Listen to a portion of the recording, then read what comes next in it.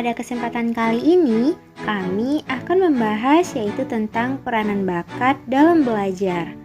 Nah, pastinya nih, teman-teman pasti ingin mengetahui apa itu bakat. Yang pertama kami akan mengenalkan yaitu pengertian bakat menurut para ahli. Menurut Bindam tahun 1986 menjelaskan bakat adalah suatu kondisi atau serangkaian karakteristik atau kemampuan seseorang yang dengan suatu latihan khusus memungkinkannya mencapai suatu kecakapan pengetahuan. Yang kedua, menurut Munadir tahun 2001 mengatakan bahwa bakat merupakan kemampuan yang dibawa sejak lahir, dengan kata lain bersifat keturunan. Pandangan ini sering kita dengar secara umum sebagaimana para ahli dan juga orang awam. Lalu, untuk pengertian bakat secara umum, bakat itu adalah kemampuan dasar seseorang untuk belajar dalam tempo yang relatif pendek dibanding orang lain, namun hasilnya justru lebih baik.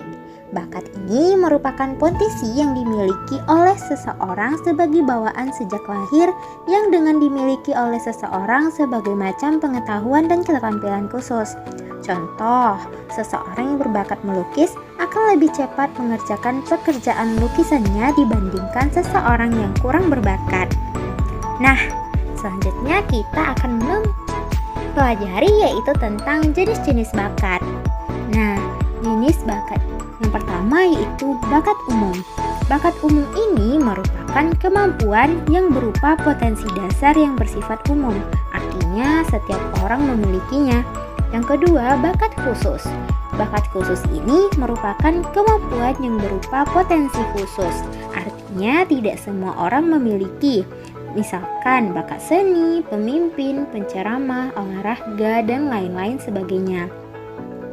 Adapun bakat khusus yang lainnya yaitu sebagai berikut. Yang pertama ada bakat verbal, yaitu bakat tentang konsep-konsep yang diungkapkan dalam bentuk kata-kata.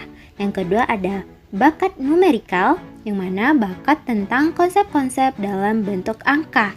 Yang ketiga ada bakat skolastik, yaitu kombinasi kata-kata atau logika dan angka-angka, kemampuan dalam penalaran, mengurutkan, berpikir dalam pola sebab akibat dan lain-lainnya.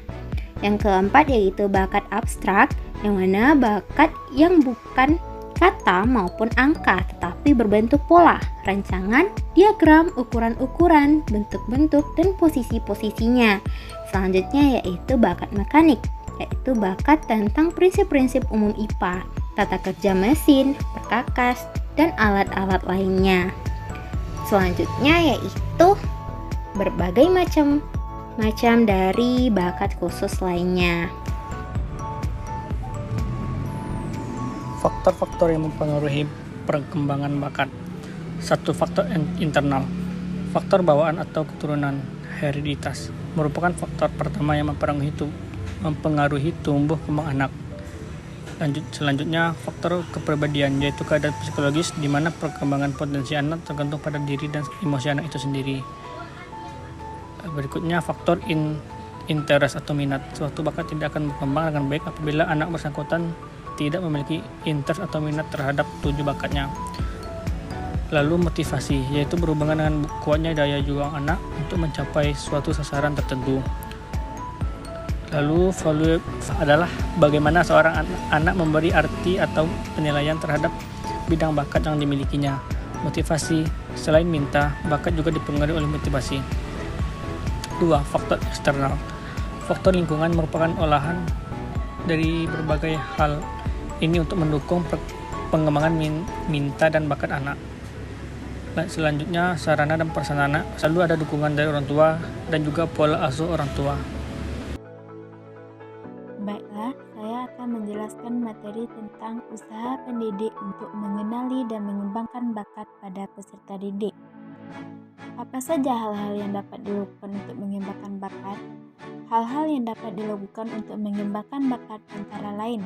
Yang pertama yaitu menciptakan lingkungan yang merangsang kreativitas. Mengembangkan rasa ingin tahu peserta didik dengan mengenalkannya pada berbagai hal atau kegiatan. Misalnya dengan melakukan eksperimen sederhana, membuat rekreasi atau mengunjungi museum. Yang kedua yaitu melibatkan anak dalam kegiatan curah ide, brainstorming. Meminta peserta didik untuk melontarkan beragam ide dalam kelompok dan kemudian membahas ide-ide yang dilontarkan. Semakin banyak ide yang dihasilkan, semakin besar kemungkinan munculnya ide-ide yang unik. Yang ketiga yaitu memberikan kesempatan untuk bereksplorasi dan mencoba. Memberikan peserta didik kebebasan untuk melakukan eksplorasi, menemukan hal-hal baru, dan sesekali membuat kesalahan sehingga ia dapat belajar menelaah berbagai sudut pandang untuk memecahkan persoalan. Yang keempat, memunculkan motivasi internal. Menghargai setiap ide maupun karya yang dihasilkan peserta didik secara proporsional. Menghindari memberi kritik yang dapat menimbulkan kekecewaan pada peserta didik. Menghindari juga memberikan pujian secara berlebihan. Hendaknya tidak selalu menghadapkan peserta didik pada situasi yang kompetitif. Dan yang kelima yaitu mengenalkan anak dengan orang-orang yang kreatif. Mengenalkan peserta didik pada seseorang yang memiliki suatu karya dan didiskusikan mengenai kemampuannya.